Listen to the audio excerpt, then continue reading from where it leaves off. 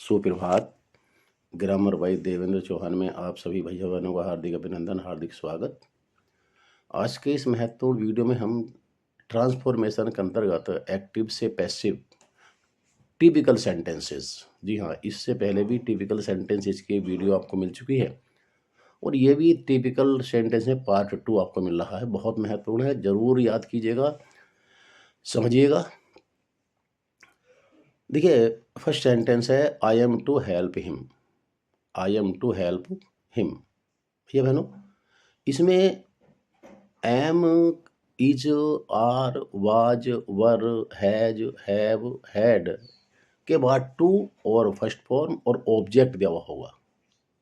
आपको करना क्या है, जब आपका active voice is to, am to, are to इत्यादि से बन रहा हो, देखिए जैसे आपके दाहिने हाथ पे लिखा हुआ है टू प्लस वर्ब अर्थात वर्ब की फर्स्ट फॉर्म, तो उसे हम to plus be plus verb की थर्ड फॉर्म कर देंगे।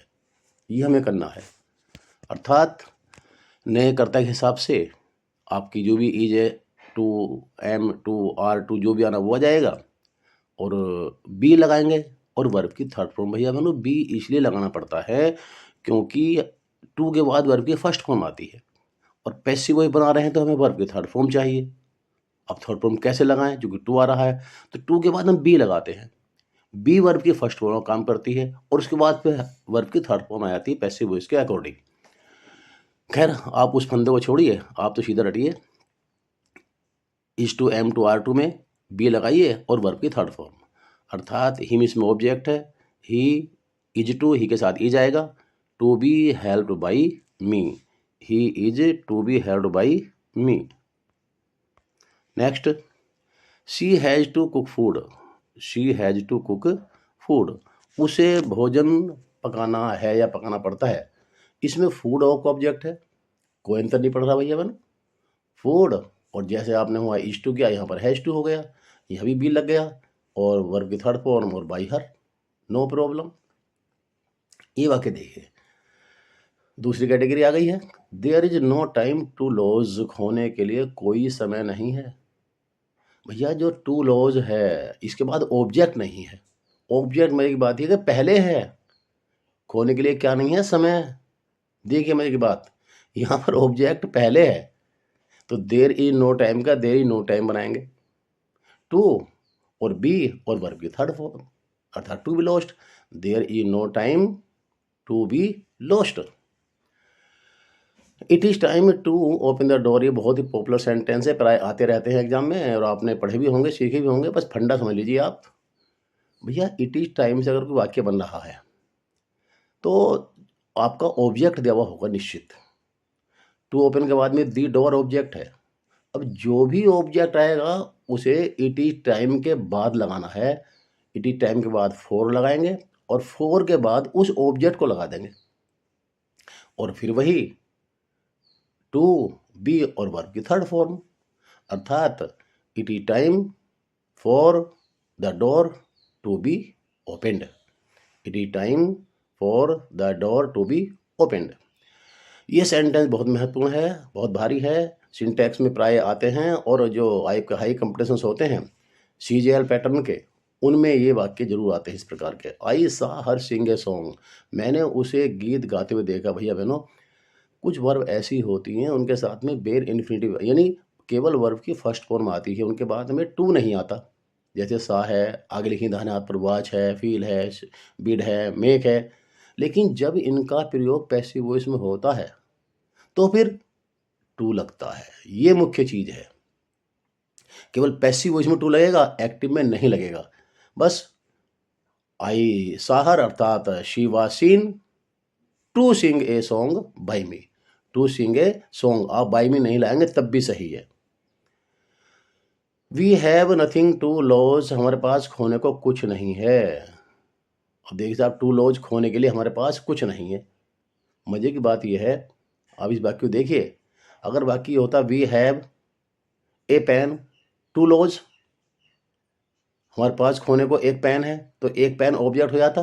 क्योंकि यहाँ पर है भैया, मुख्य क्रिया है, नथिंग यहाँ पर ऑब्जेक्ट के रूप में आया है, हालांकि कुछ नहीं है लेकिन है तो ऑब्जेक्ट, और ये वर्ब से पहले आया है, इसी को सब्जेक्ट बनाएंगे नथिंग को। जी हाँ, अगर वाक्य होता we have a pen to lose, तो हम वाक्य बनाते हैं a pen is to be lost by us. तो इसलिए नथिंग ऑब्जेक्ट है, यहाँ पर नथिंग को सब्जेक्ट बनाएंगे, नथिंग के साथ is to be lost, nothing is to be lost. Nobody वाले वाक्यों में आप देखते हैं भैया बाई और सब्जेक्ट नहीं लगता, अर्थात nobody likes bad boys, यानी बैड बॉयज बहुवचन हो गया, आर नॉट लाइक्ड, और बाई नो बॉडी नहीं करेंगे, इसीलिए नोट हमने यहाँ पर लगा लिया, क्योंकि हमें बाई नो बॉडी नहीं करना, इसीलिए वाक्य आपका नेगेटिव बन जाएगा, अर्थात नोट आपका लग जाएगा, नो बॉडी बराबर नोट एनी बॉडी। तो यहाँ से नोट को हमने निकाल लिया, वो नीचे लगा दिया और एनी बॉडी को छोड़ दिया।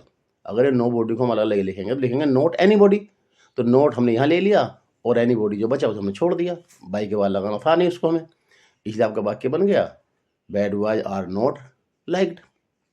विच टीचर टीचेज दैम हिंदी, कौन सा अध्यापक उन्हें हिंदी पढ़ाता है भैया, कौन सा अध्यापक, ये सब्जेक्ट है, इसको ऑब्जेक्ट बनाएंगे, और क्योंकि इंटरोगेटिव वर्ड में आ रहा है तो जैसे करते हैं बाई होम, ऐसे हो जाएगा बाई विच, क्या हो जाएगा बाई विच टीचर, और ऑब्जेक्ट आपका देम, उसे बनाएंगे सब्जेक्ट, तो दे, और दे के लिए प्रेजेंट इंडेफिनिट टेंस सहायक क्रिया आर, इंट्रोगेटिव में सहायक क्रिया पहले, टॉट हिंदी, अर्थात by which teacher are they taught Hindi, और let us learn grammar, let us से वाक्य एक्टिव बन रहा है, ध्यान दीजिए। तो जब लेट अस से वाक्य एक्टिव बने तो आप बनाएंगे भैया बहनों it is suggested that we should learn grammar. जी हाँ, लेट अस से बनता है, लेट अस का वाक्य बनेगा पैसिव में, इट इज सजेस्टेड।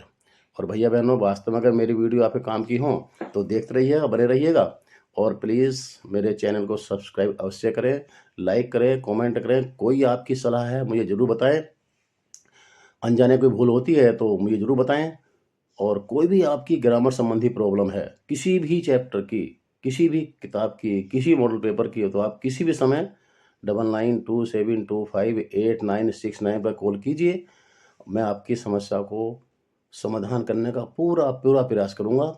जो इससे पहले की वीडियोज़ हैं एक्टिव पैसिव की, उन्हें अवश्य देखेगा, और जल्द ही आपको अन्य वीडियो भी मिलने वाली हैं जो आपके लिए बहुत उपयोगी होने वाली हैं।